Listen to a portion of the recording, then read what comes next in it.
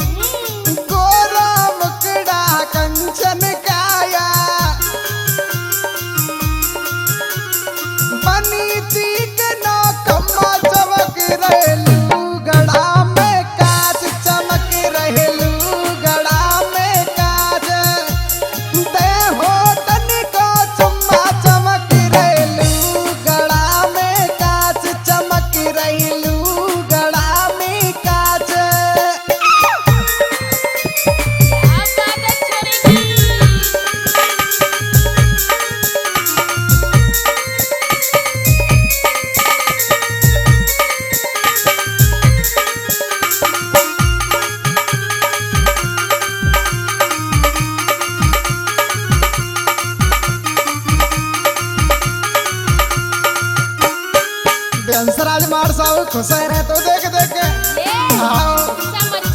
अलग ही कीबोर्ड बज रहा है। ये बहुत बेकार आदमी। भीड़ लगी छोरन की बारी, लेगराज ढोलक याद रोक लगारी। असले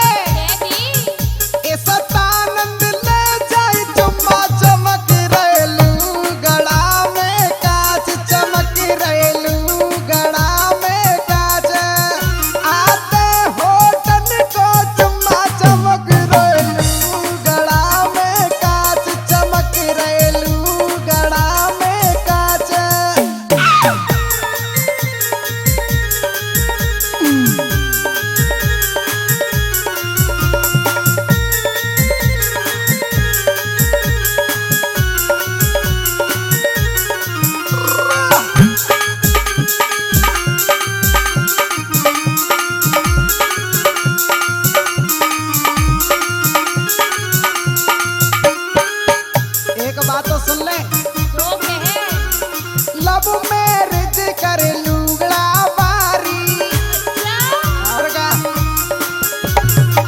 लब मैरिज कर लो बोले लव मैरिज कर लूगड़ा बारी।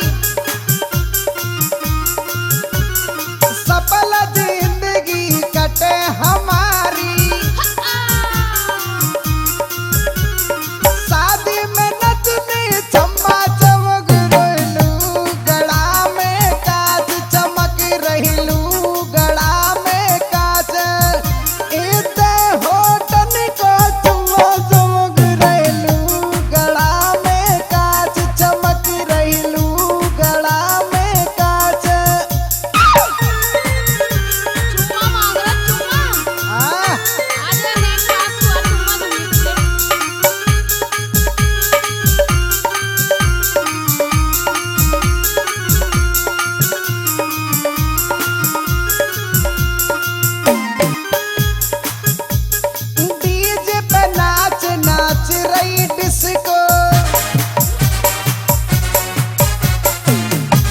I love her.